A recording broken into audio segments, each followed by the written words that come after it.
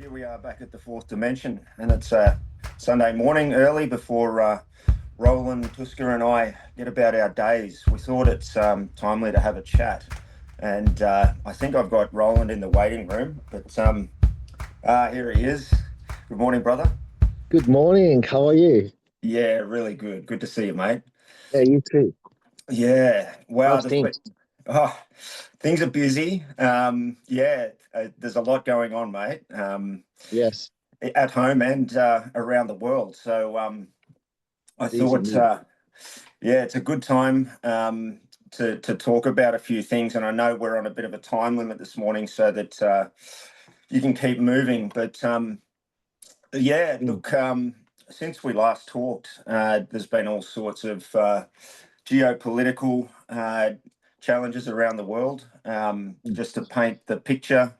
Um, we've got, many fronts in the military campaigns of the US being opened up. There's Venezuela set mm, to explode in the near future. We've got an aircraft carrier strike group in the Caribbean, and we're being told it's all about narco boats, but I think the illusion has faded away, and it's all about controlling trade routes and oil. So we've got that one now. We've got obviously the failed ceasefire that's occurring over in the Middle East between the Israelis and the Palestinians. People aren't even talking about it, but that's collapsed. Uh, Ukraine continues to get grinded away by Russia, losing cities, and over 1 million young Ukrainian men have been sent to heaven.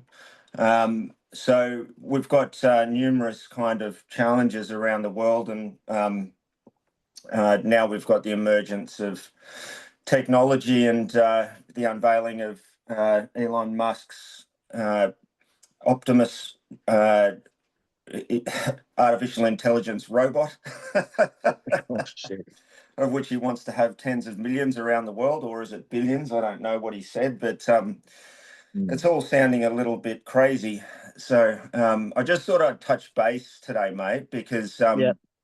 I think things are moving that fast that instead of analyzing the situation and talking about essentially what this matrix is that's surrounding us, the different layers of the onion that form the matrix Yeah. around our worlds. So rather than the analysis, I'd like to get into the bones of what actions can be taken, and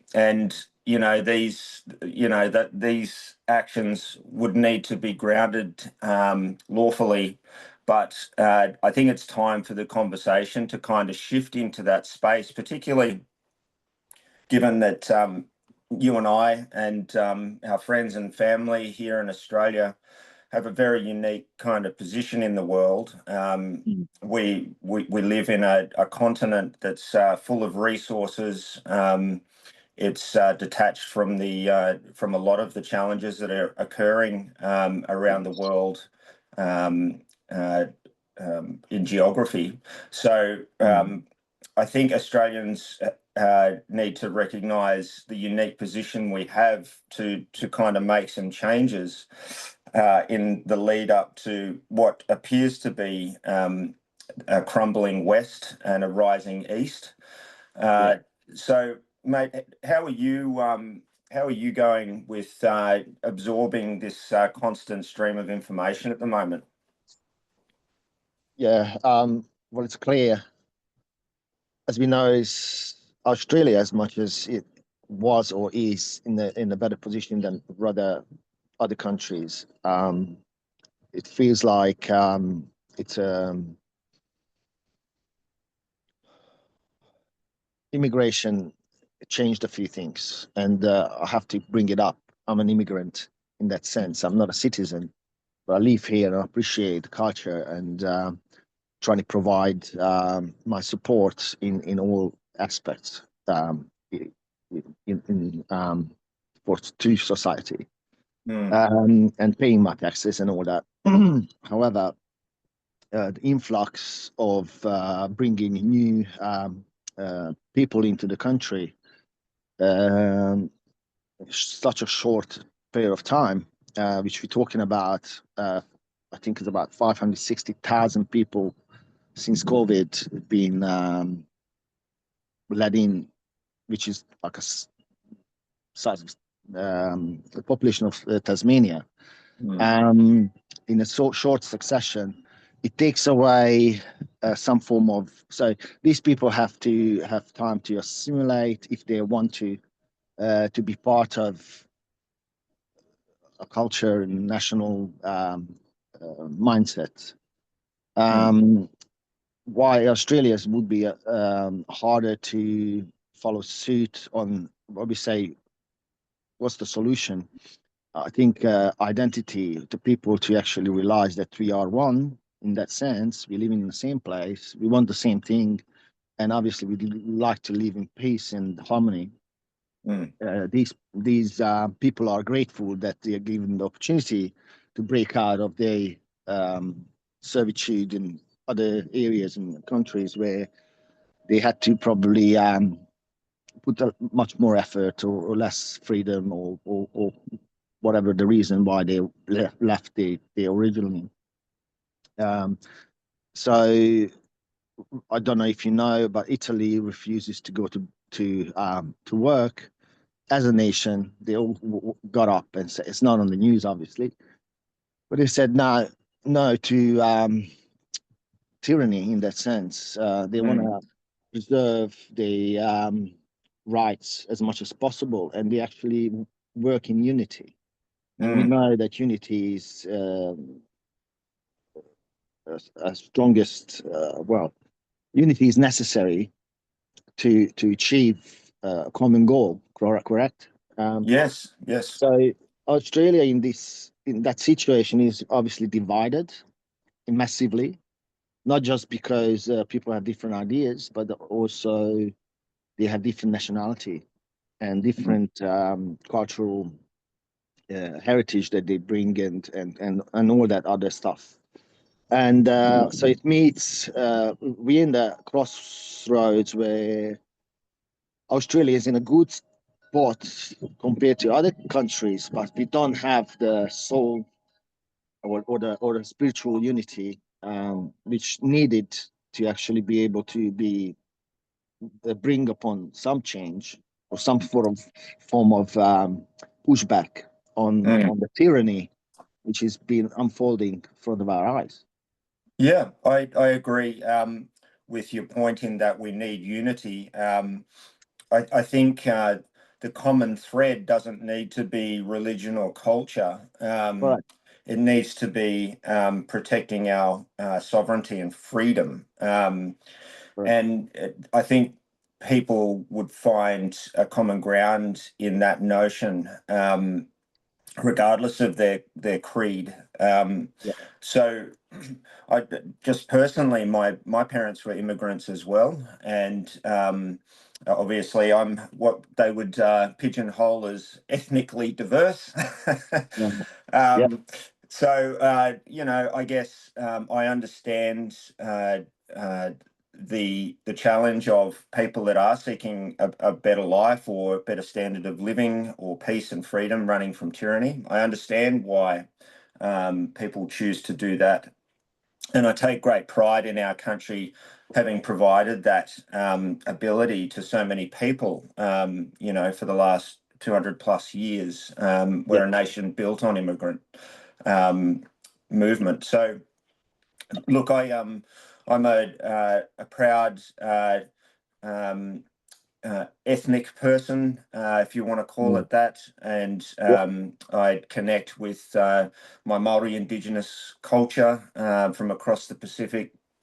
But I'm complicated as well as everyone else probably is too, in that, for many years I'm wearing my Shu-gyo shirt today because I run a martial art and there it is, flying the flag. Well done, Yeah, brother. underneath. Yeah. like Superman, ready to go. Um, Strangely, I don't know why, but I chose this t-shirt this morning without actually thinking too much. But yeah, it is. It's fun to. Yeah. Okay. Carry on. yeah. So look, humans are complicated creatures, and I identify just as much with the philosophy of Shu-gyo, which has been around for 1,000 years and or longer in other names. As you know, I used to run camps for people from diverse martial arts backgrounds, not just my school. I would invite students from other schools to my property, and we would train over 3 or 4 days, and I would call them immersion camps. And during that time, those people would go through a series of challenges and understand the thresholds of their body, their mind, and their spirit. And it didn't require a particular religion to do that. We all unified under, understanding ourselves better and what we were capable of. But those people, I would call them tacticians. It was a generalized word for the ancient Japanese word of Jidai-geki.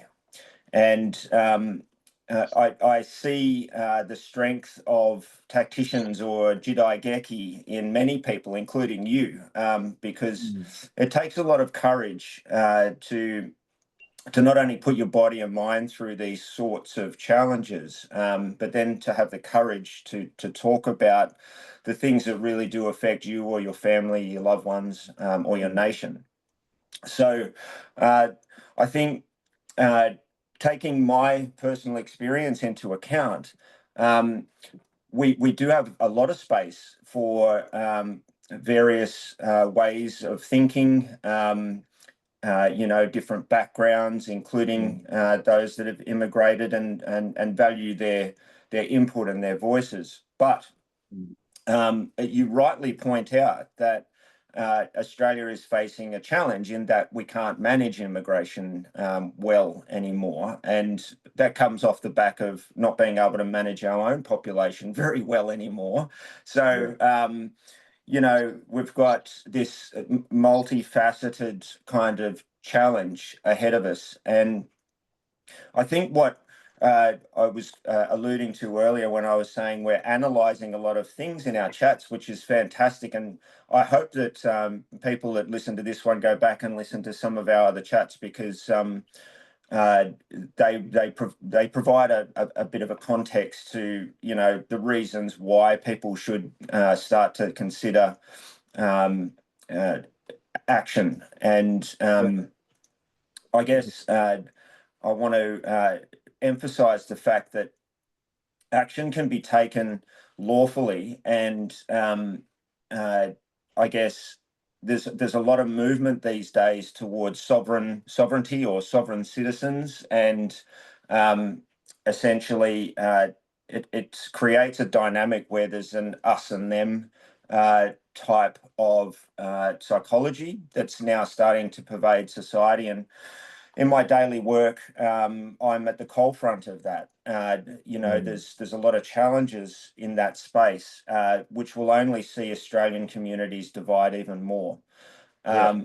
So I guess what I'm keen to discuss with you today is the action of how do you lawfully undo some of these egregious challenges to our freedoms, whether it's everything from controlling finances to controlling our digital identities. There's all sorts of very serious challenges in that space. So how do we take action? How do we lawfully undo these things? And it's not as complicated as people think. But the government's only there because the people put them there. And that can change any time if we choose to think that we live in a liberal democracy. But there must also be action on the private side. So publicly we must take action, and then privately we must take action. And you and I have talked about some of those actions that we can take privately in terms of, you know, being more self-sufficient. You know, the food, water, shelter type model, because, you know, yes, we may be men, but we can do two things at once. Yeah, yeah, I believe so. Yes, so I guess privately, we'll just stay on that for a moment. Privately, for many years, I've been working towards self-sufficiency, and it's a really good way to, I guess, provide mental stability, knowing, you know, just in the back of your mind that you've got your bases covered, certainly for a period of time. You're not going to rely on a system. You're not going to be clogging up a food line waiting for food stamps. You know, you're going to be able to get in your vehicle potentially if you need to, and get what you need. You've got enough resources to feed your kids if they're screaming hungry at you. You know, there's a lot of things, a lot of stability that comes from being self-reliant and prepared.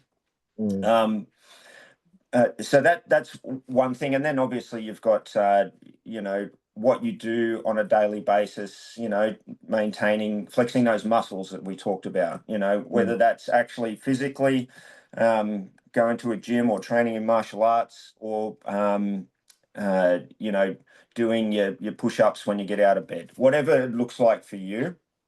And then obviously you've got your mental health, and then your spiritual health. So these all come under preparedness in my view. They're private journeys, and you know, no one's only you are the master of them, or, you know, whoever the individual is the master of all of those things. You can't say that that's someone else's responsibility. So there's a sense of responsibility or duty that you have to yourself and your loved ones. But in my view, that's the private side of things. And then there's the public side of things that I would challenge every man out there, even if he can't sort out his own private affairs, to at least become aware publicly and active publicly in a way that might see some action taken. So I'm keen to talk about that. I've talked enough for a minute. Yeah, completely on your side, and that obviously we've been dissecting options and ways how we can achieve that. And then you're right, you have to be first and foremost organized and prepared in your private sector before you make changes or be able to do something about the situation. I think the first and foremost, as you said, legally we are able to do things. The problem, obviously, we know that the game that we are in, very convoluted, is based on convoluted rules and really hard hidden Easter eggs and traps, sorry, where you have to inform yourself in some way or another, and it's constantly changing. We know that it comes down to money and power and control. And so to actually talk about freedom, how if the game is rigged, how would you play a rigged game? Good question. You know, Yes. what do you Yes. do? Yeah. Well, this is the challenge. So there's a couple of ways to flip the game board, and I guess one of the things that I want to talk about is so in Australia we've got this democracy where we must vote, and so by voting, we enable existing parties to maintain the status quo, or we might get slight variations in our we've got a two-party system generally, and so there might be other smaller parties and independents out there, but generally we're locked in terms of voting for one of the two major parties, or these parties make alliances with independents and other parties. So really, what's happening is we've got two players on the game board at the moment, and both are as hopeless as each other. So I guess one way that it could be managed is we send a message to the government, and to ourselves, and there's some freedom within our voting process in that you can have valid reasons for not voting, and so I would encourage everyone out there to find a valid reason not to vote, and to have a valid reason not to vote, and at the next election, not vote. What we would see is a test of the system, but more importantly, it would send a message to governance. If many people could not vote for a very valid reason, let me put it that way, you would see it would be like a litmus test of the population and how much faith they have in the system, or confidence or lack of confidence they have in a system, because you could measure the non-voters if there was a significant shift to non-voting. Now, you must lawfully, you must have a valid reason, whether it's illness or whether it's travel or your religious beliefs. They're valid reasons. So if, say, for example, in the last election, 10% of the people, and I'm just pulling a number out of the air now, let's say 10% didn't vote in the last election of Australians. Imagine if it was 50% at the next one, because people simply didn't do that. What would that say? Well, it would say that Australians are ready for another political party at the very least, but certainly that Australia was ready to potentially review its whole constitutional structure, because it shows that the population has lost confidence in the process. Now, if we were able to demonstrate that more than half the population had lost confidence in the process and abstained for a valid reason, then the next stage would be to propose a referendum. Again, very similar to 1999. Australians went to the polls for a referendum, and it didn't get over the line. But essentially, it sought to cease the existing liberal democracy under the Commonwealth and establish a republic. Now, if Australians could establish a republic, then we have the opportunity to review the Constitution. And in reviewing the Constitution, you can then start to affect the change from the top. And, I'm not suggesting that that is a easy process, but it's achievable. And once you can change the Constitution, if the people of this nation can see the failings of our current governance and the collapse of our geopolitical security going on around us, and the waste of our current government and the raping of our land for resources and minerals that are profiting companies overseas and nations overseas, then I think it's time. I think if we don't do it now, we will be swallowed up by a fascist Western empire that will use technocracy to control us forever. And so I think that we should be considering these sort of things to be able to get some sort of action. Yes. So well, it is and it isn't. It's very utopistic in that sense, because I think many places or history is the proof for that. That as much as we want change, we always end up on the back foot somehow. Maybe temporary change, yes. Revolution, maybe. But it's again, it's an impossibility of. I think people who want change want to play fair, want to play by the rules, but the rules, as we say, is rigged. It's almost hopeless, isn't it? In that sense, why is it hopeless? Yeah, look, I share in your hopelessness in that it feels difficult, and the scale of change would need to be significant.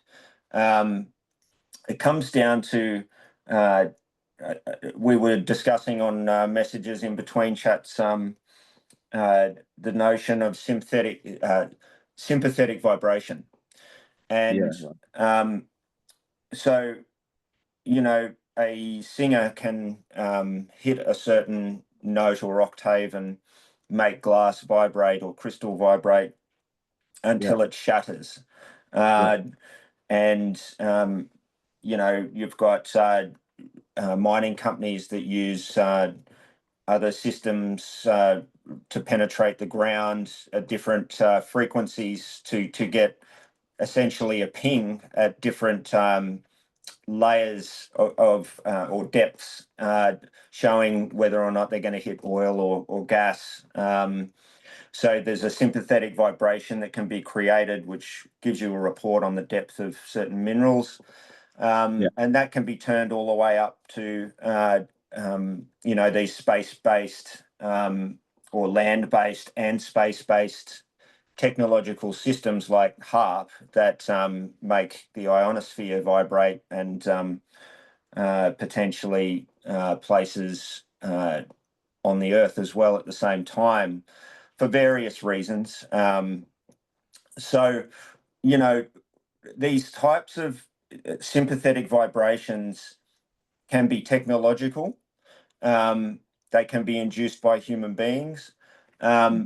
But they have an effect that's much greater than the initial vibration itself. So essentially, you get you can have a chain reaction and vibration that cascades through all levels. A ripple effect. A ripple effect. So I think that I don't despair yet. It feels hopeless where we're at, but I believe that conversations between people like you and I are having now, and I have conversations with others, and I think that those will have a ripple effect. So long as we can continue to have them, there is hope. And so, if there's not hope, there's plan B. But so long as there's hope, I think there should be action taken to lawfully undo what is occurring and has insidiously crept upon us incrementally as a society. We're the frogs in boiling water at the moment. It's getting that hot that some people will become so apathetic that they'll just drown and that'll be that. They get cooked. So I think now is the time for Australians to really take a look inwardly at themselves, have a good look at what we want in the future for our nation. Going back to becoming a republic, I see that as an amazing first step in then dealing with the geopolitical challenges around the world, because just because you become a republic doesn't mean that you immediately make enemies everywhere. It means that we now are autonomous from a commonwealth of nations in our decision making, which then affords us the ability to change many things, including our financial structure, which I'd love to talk about at some stage. We could also talk about technical sanctuaries, because I think one part of us as a nation maintaining our freedom and individual sovereignty is having limitations on how far technology integrates itself into our lives. And if we can be clever within our republic about limiting exposure to these systems and unwinding some of the laws that already exist through lawful mechanisms, we could create one of the greatest nations on this planet. We have immense amounts of wealth under the ground, in the seas around us. We have amazing talent. People would want to come here if we had, I guess, the freedom to engage or not engage in technology throughout our nation. And I think with the financial system, these coming CBDCs and other control measures that the government's going to institute, it is going to happen. And we are going, under the current system, we're going to lose the ability to trade in money physically. So, under a republic, under a democratic republic, we could decentralize our economy again and put, wealth back into people's hands in a tangible way, not in a fiat system like we currently have with, plastic money that really ultimately will mean nothing. So I think there's like multiple stages that are conceptually are fairly simple. In practice, they will take a lot of work, and they'll take a lot of sympathetic vibration to come to fruition. But that is I guess the lawful way to undo things, and it's the only way I can see now. Because if we play the game in the same way that it's currently being played and ignore the republic option, we are choosing to lock ourselves into the current game board, where we lose control, and the powers that be will come in and control the game board. So it pays to read the rules, because they won't expressly tell you about your valid reasons not to vote, and I think that's the best indicator of whether you have support. Because if for the next election, as I said, more than 50% of the population don't vote, that will be reported. People will sit in their lounge rooms and go, wow, what the fuck just happened? What is going on with this nation? We need to start listening to the people that maybe have a voice about what should happen next. This is how you kind of make change.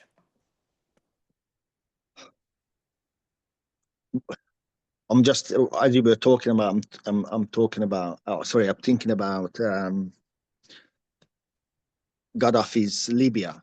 They really wanted to, and they had the resources, the power, the infrastructure, even the money, and the will, and the unity to bring change on their country and region, and not just Libya itself, but the whole North African nations, regardless of religion and how they perceive life itself. We know where that go. And so when I'm saying we're not. I think we're looking at investors. We're looking at uh, powers where has no borders, have no. They don't want to play a fair game, and never did. Mm. And if we think, if we think this way, that then we understand that in history, all plagues, all wars are being orchestrated for not for the better of humanity, but to create more control and more power. And something's nothing. So something's never really um, coming to full scale change in that sense, because then we say, okay, if it's one country does that, and then others follow suit, which happened in Europe multiple times, looking at 1848, where the whole Europe erupted, including the east to west.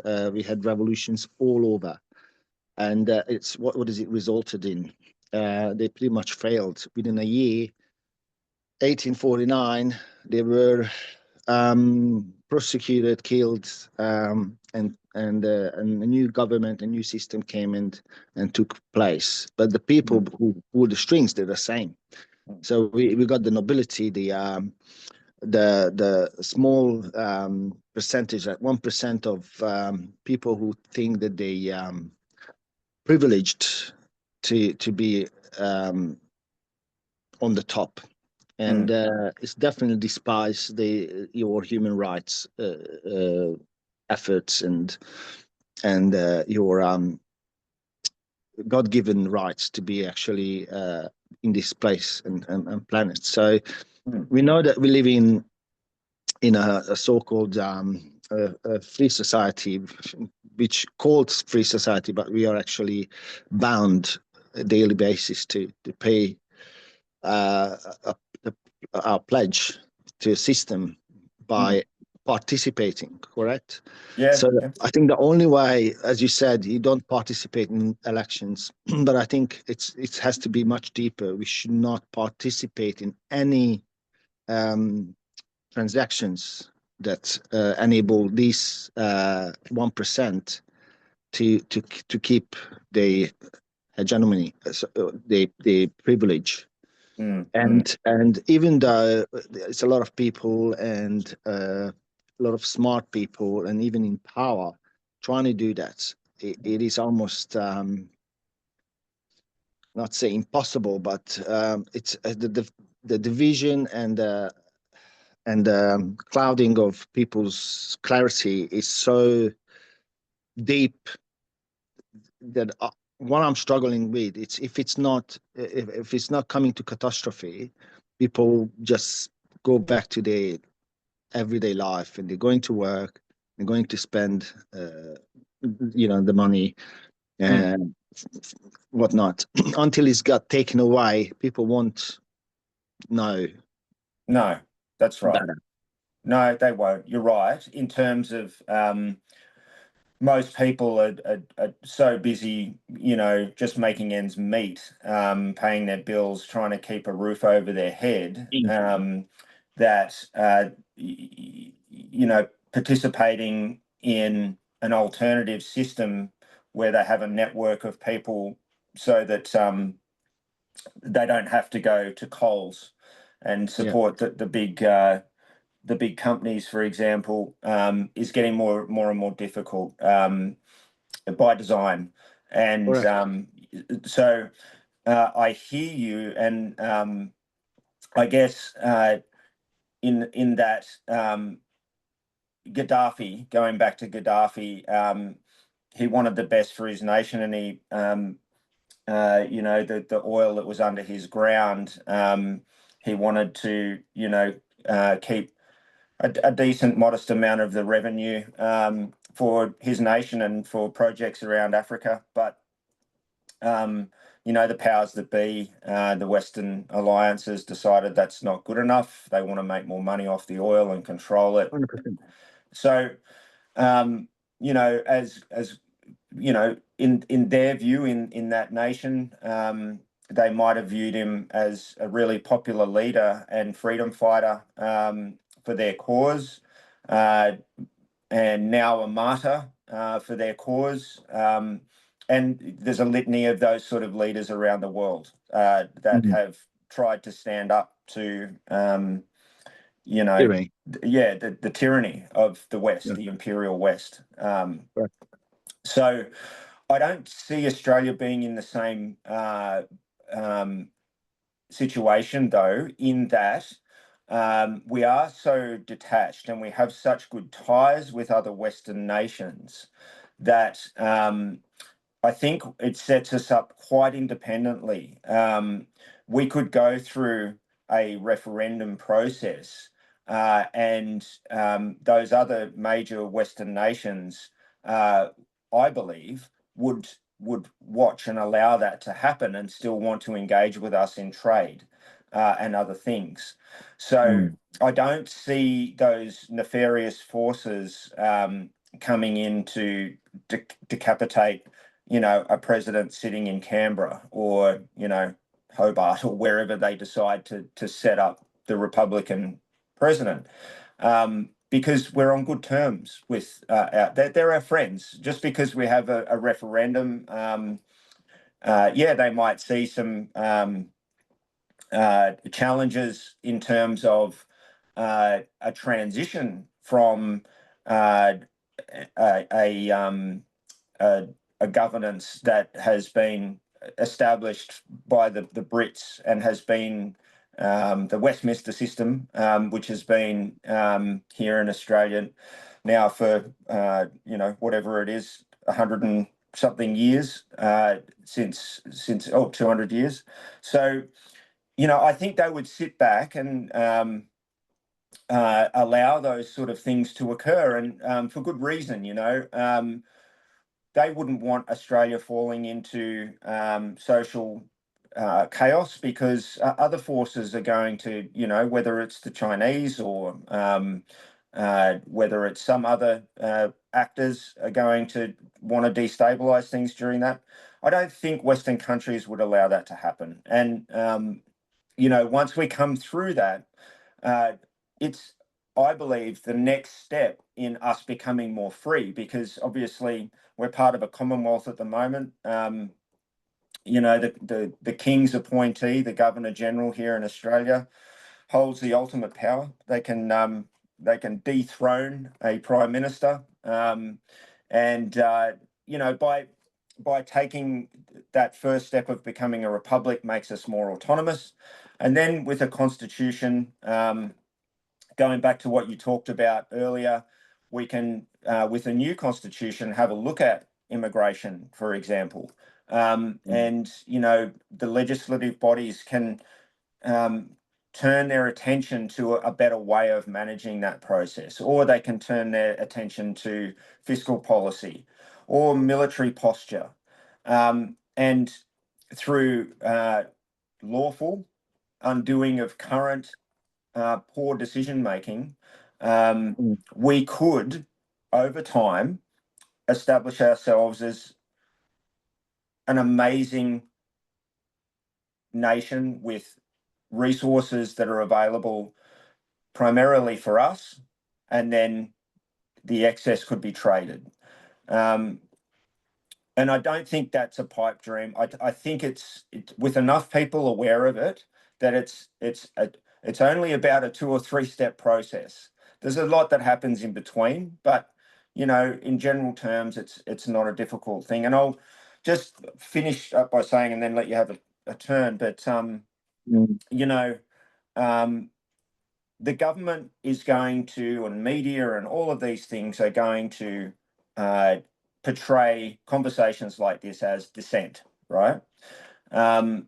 But the only reason they will say that, it's not true, it's not dissent, because it can't be dissent, because the government hasn't been transparent about what they do. So, of course, when governments aren't transparent, or drive your economy into the ground and continue to fail year after year, speaking out about it is not dissent. What it is it's saying we expect better and we expect more transparency. That's not dissent. So they could paint it however they wish, but if they're not being... So as soon as you have a government that's not transparent, there's always going to be speculation and conspiracy, of course, because, you know, they're not sharing what they're doing or know about with the public. So by default, anyone that doesn't know that information and starts to speculate about it becomes a dissenter, and that's obviously provably wrong. So, you know, I think there's a lot that we can unpack over time in that space, but it kind of comes down to this basics of taking action, one, privately, and two, publicly. Look, to add to this, I was part of a Telegram group who were discussing change on those crucial times where we had a pandemic. They were Ricardo Bozzi, or Bozzi, what's his name? He promised that he's got military connections, and a lot of people in high places are agree with him, and they were very hopeful that they're going to bring some form of change in the political landscape and giving the power back to the people. And you see, it's a lot of people who agreed and were on board got scattered, and all it took is bringing in new policies, old promises, and people believe it again and again and say, oh yeah, changes will come, and really never happened. And we always feel, it's a bump steer. They say, oh, you're right. They acknowledge your hissy fit, and when you've done, they give you the pacifier. Shut you up and say, you just, yeah, we understand that you won't change, that you're not happy, but these are the facts, right? So, and I find is a constant repetitive pattern happening in all stage, because life is a stage and we are all acting, right? So whoever writes the playbook writes the outcome, the finishing chapter of the book. And so we need to rewrite this book. Yes. And so how you do that is it has to be pretty much, you need to burn the pages.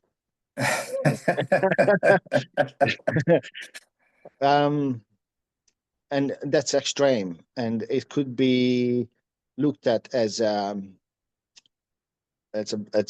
violence against humanity or peace. They protrude, or they show as the norm, as your rights. So I think where we go wrong, that the system is so rotten that it's no savings. You can't put it in the freezer and hope that you can eat it tomorrow or a year later. It is something that you have to literally trash, put in a bin, start again from scratch. Yeah. And this is an extreme, on the sense that people have to be willing to do that, willing to go, okay, this is no other way. We know that our resources have been depleted by foreign entities and stakeholders, and it's not getting recycled.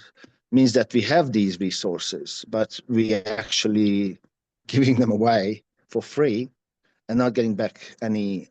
We don't have any benefits in that sense. We've been allowed to be here because they need people to go to work, extract that stuff, get paid, and shut up.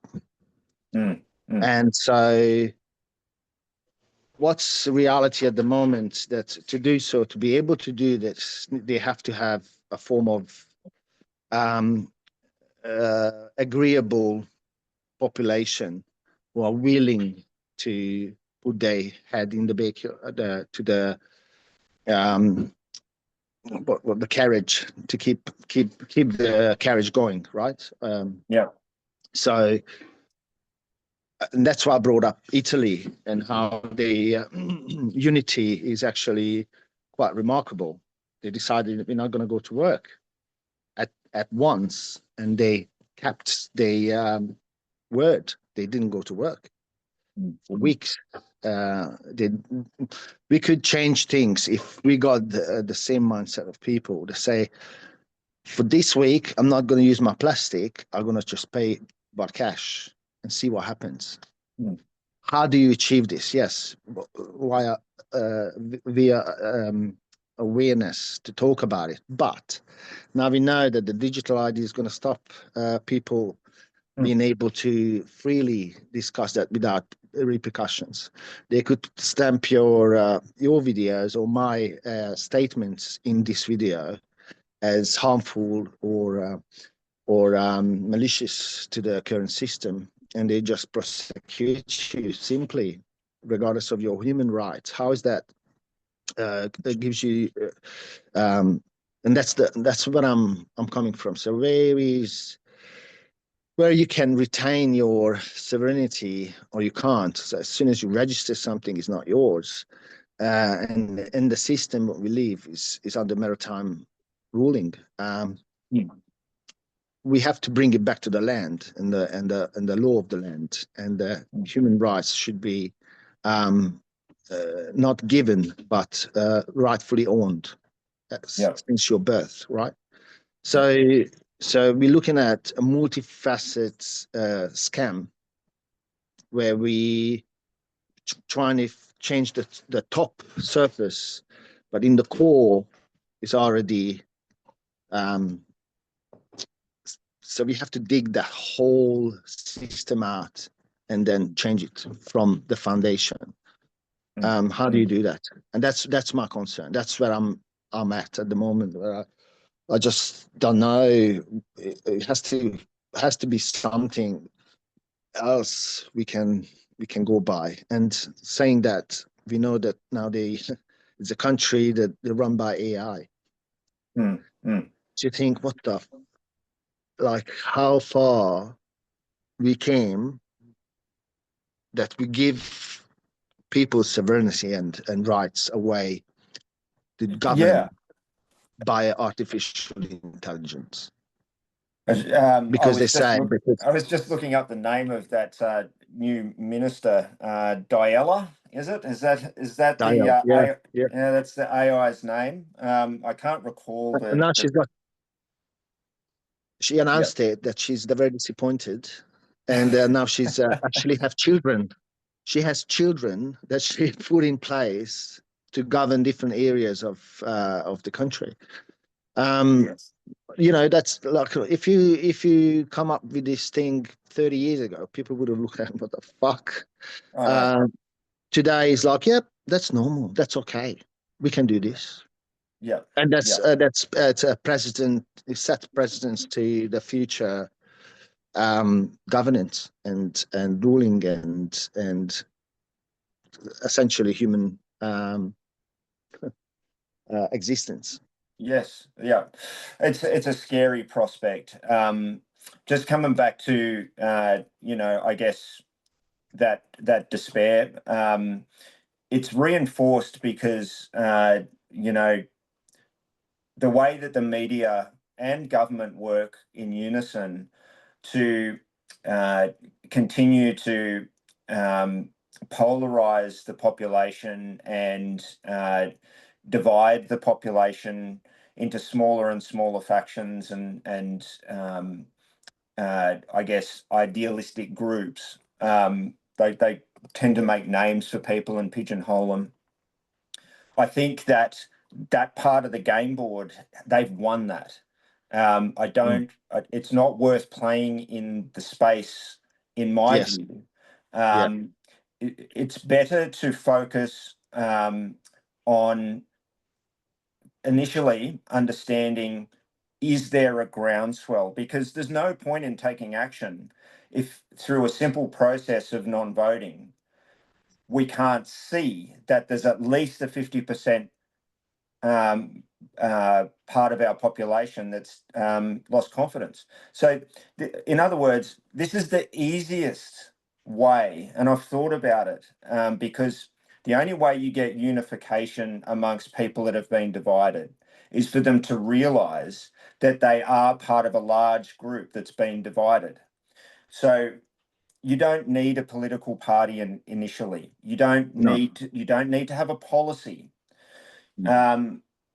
All you need to do is understand that there's, more than 50% of those people out there in my nation have lost confidence in the system.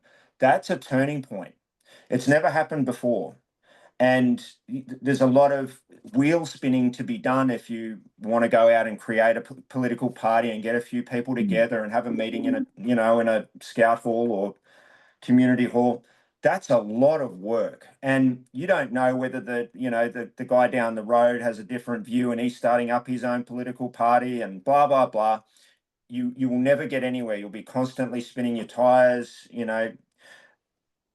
A better way is for everyone that has this kind of philosophy and an aspiration for the future is to go, right, we're just going to make a statement. At the next election, we're going to, it's like by not voting, it's showing the rest. So it's like a marker for Australian society. It shows the government and the citizens that they haven't done their job, and there's a large majority of the population that are prepared to take the smallest level of action. Yes, they, if they're a valid reason for being sick or, traveling, or, they had church or a religious thing that they, had to abstain from the vote. If that doesn't work, if their valid reason doesn't work, they get a $20 or $30 infringement in the mail and they pay it. There's no, they're not a criminal for not participating in that turn on the game board. They're making a statement by doing that, and the media will cover that, and because it's such a big story. And from there, then you can have organizations start to come into play, and that 50% of the population that abstained, if they can become organized, then you have a real chance of getting a referendum up. I think the appetite will be there for a referendum. If it's not already, you watch things decay geopolitically around the world. You've got the royal family involved in bloody sex trafficking. So, our place in the Commonwealth should not exist anymore. We should, out of protest, leave the Commonwealth just on that alone. But let's do it in a methodical, lawful way, and understand who are the other players on the game board. Do we have 50% of the other players willing to play this game with us? Because if we can get 50% of the other players ready to play on that same game board, then everything changes in this nation. And then if we can get everything to change in this nation, our posture in the world can change, and potentially we can be a beacon, and potentially from there you can start to affect further change. It won't solve all the world's problems, but we've got to keep our own house in order before we can hope to go and help someone else. And I think, it comes back to what we talked about at the beginning. You've got your individual duties, and then you've got your public duty. And your individual or private duty and public duty are two separate things. But if you can get your private duties organized, and you can keep your own house tidy and sustainable and self-reliant, then it will flow on to your public duty. And essentially the same goes geopolitically. If we can get our nation in order, we may be able to help others. But at the moment, we need help from others. So let's try and focus on that as an actionable avenue because it is so easy to feel distracted and hopeless, and like our wheels are spinning. I know. It's a. I have to say, this is a great closing sentence of yours. It's time, because I have to do my duties and I have to pay my taxes. I have to go to work, and this comes down. At the end of the day, it's the individual sovereignty comes down. People still want to be able to eat and survive. At the end of the day. Yeah. Yes. Great to catch up, though. It's been a long time. It has been, and I appreciate your time this morning. Thank you so much, brother. And thank you. We'll talk soon, and may the force be with you. Yeah, sounds great. Thanks, Rory. God bless. Take care, mate. Godspeed.